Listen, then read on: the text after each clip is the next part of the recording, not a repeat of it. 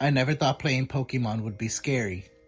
I mean, it's just a game about catching cute creatures and battling them, right? But then I heard something about Lavender Town. They said strange things happened there. Something that made people sick. I didn't believe it at first, but then I decided to see for myself. I fired up my old Game Boy and popped in Pokemon Red. Everything seemed normal at first. I chose my starter Pokemon and set off on my journey. But as I got closer to Lavender Town, things started to feel off. The music changed, and it was like nothing I'd ever heard before. It was high-pitched and eerie, like it was burrowing into my brain. I started to feel dizzy, like the world was spinning around me. My head pounded with each step I took, but I pressed on, determined to uncover the truth behind the legend. When I finally reached Lavender Town, it was worse than I could have imagined.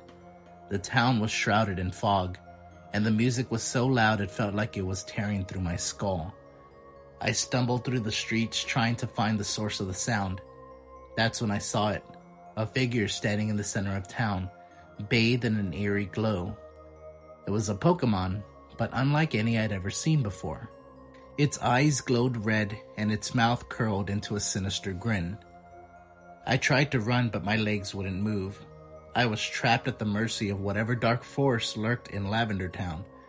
And then, just as suddenly as it had begun, the music stopped. I blinked, disoriented. When my vision cleared, the figure was gone, and the town was silent once more. I stumbled out of Lavender Town, shaken but alive. But the nightmares didn't end there. Every night, I was haunted by visions of that sinister Pokemon, its eyes burning into my soul. And then, one night, I woke up to find myself standing at the edge of a cliff, the wind whispering in my ears. My buddy Joe, he's the one who got me all tangled up in this mess. He's into all that retro stuff, old games and whatnot. So one night, we're chewing over burgers at Al's Diner, and Joe starts jabbering about this game. Polybius, he calls it. Says it's some kind of legend from the 80s, a game that messed with your head real bad. I laughed it off. Games don't do that, right? A couple of days later, and it's pouring like the sky's got a leak. I'm walking home when I see this flickering neon sign. It's one of those places that time forgot. An arcade. Still alive and kicking. And there, in the corner, covered in dust and looking like it's seen better days, is Polybius.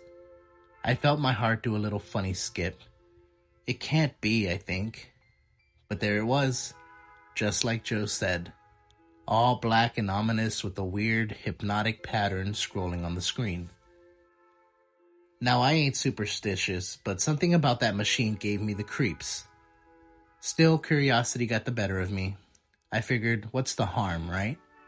I dropped a quarter in, and the screen came alive.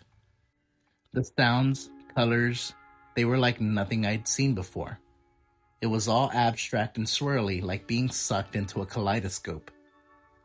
I don't know how long I played, but when I finally walked out, my head was pounding something fierce. I staggered home and crashed into bed. That's when the dream started. Dark, twisted things slipping through my mind like smoke. I'd wake up, panting and sweaty, not sure if I was still dreaming. Days went by, and I couldn't shake the feeling that something was off. I'd forget little things, like where I left my keys, or the route to the grocery store I'd walked 100 times, and the insomnia, man, it was brutal. I'd toss and turn, every little shadow in my room a lurking demon. I had to go back to the arcade, had to see it again. But when I got there, the place was dark, the sign gone, like it never existed. I asked around, but no one knew what I was talking about.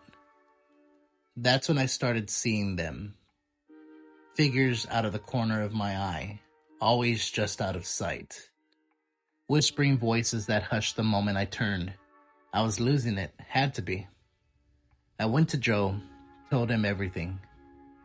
He just stared, then started laughing like it was the funniest thing he'd ever heard. You played it, didn't you? He said between chuckles. The game, it hooks you. But it ain't real, man. It's just a story I made up to freak you out. There's no cursed game. I wanted to believe him. Really, I did. But the nightmares, the shadows, they didn't stop.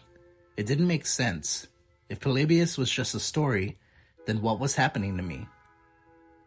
One night, I woke up and there it was, the Polybius machine, right there in my room. Its screen glowing softly. My heart nearly stopped. I knew then it wasn't a ghost or some demon haunting me. It was the game. It was real, and it had followed me home. I approached it, hands trembling. This time, there's no quarter slot, just a single button pulsing red. I pushed it, and the world twisted. I was inside the game, or it was inside me. I couldn't tell which. That's when I understood. Joe wasn't laughing at me. He was laughing because he knew. The game didn't just mess with your head. It made you part of it, forever. Joe had played it too. We were all part of Polybius now, trapped in its endless swirling maze. And the worst part, every time I close my eyes, I see someone new in the arcade reaching for the joystick, and I whisper, "Welcome to the game," knowing they'll join us soon. Alright, so there's this thing that happened to me, and I ain't gonna lie, it still gives me the shivers just thinking about it. I've been a diehard fan of The Legend of Zelda since I was knee-high. When I stumbled upon this old copy of Majora's Mask at a garage sale, it was like striking gold. The cartridge was a bit grimy and had this weird smudge over the label, but hey, it was Majora's Mask and it was cheap. The first odd thing was when I booted up the game, instead of the usual save files, there was just one named Ben. Kinda creepy, but I figured it was the previous owner's name or something. I deleted Ben and started a new game. That's when things got weird. Everything seemed normal at first. Then the glitches began. Small stuff, like textures not loading right and music playing backwards. It was creepy, but I thought my console was just old and acting up. I should have stopped there, but I didn't. The game started to change more, like it had a mind of its own. NPCs would just stare at the screen when I tried to talk to them, like they were staring at me through the TV. Then, the in-game text started to get all messed up, saying things like, "You shouldn't have done that," and "You're not supposed to be here." That's when Ben came back. His save file reappeared even though I was sure I deleted it. I decided to load it. Big mistake. The game was all wrong. Clocktown was empty, eerily silent except for this faint creepy chanting that seemed to come from nowhere. Then there was Ben. He appeared as Link's doppelganger, but with these dead, empty eyes that followed me wherever I went. I tried to shut off the game, but it wouldn't turn off. I swear I unplugged everything, but the screen stayed on. Ben's avatar's just standing there staring. The text appeared again. "You can't leave, can you?" Panic set in. I was mashing buttons, trying anything to get the game to stop. Then the text. It was like it was talking to me, not my character. "Drowned," it said, over and over. Ben drowned. It made no sense, but it sent a chill down my spine like nothing else. I finally managed to unplug the TV and everything went dark. I was shaking, man, like really shaking. I decided to look up this Ben drowned thing online, and that's when I found out about the creepypasta, the haunted game story. My heart sank. Was I just another victim of this curse? I didn't touch the game for days, but I couldn't shake the feeling that something was watching me. I kept finding notes around my room in the same font as the game's text, saying, "You've met with a terrible fate, haven't you?" I had to end this. I grabbed the cartridge and decided to bury it. Maybe that would stop Ben. When I got to the backyard, I started digging, but then the ground, it gave way beneath me. I fell into this pit, and when I looked up, I swear I saw Ben's face staring down at me from the edge. Then the dirt started to pour in. I was trapped, screaming for help that wouldn't come. I woke up on my couch, the game still on the screen, Ben's file gone. It was a dream. It had to be. But my hands were dirty, and there was a hole in the backyard. Was it just a nightmare? Or had Ben found a way out of the game? I tossed the cartridge into the river that night. I had to make sure no one else would play that cursed game.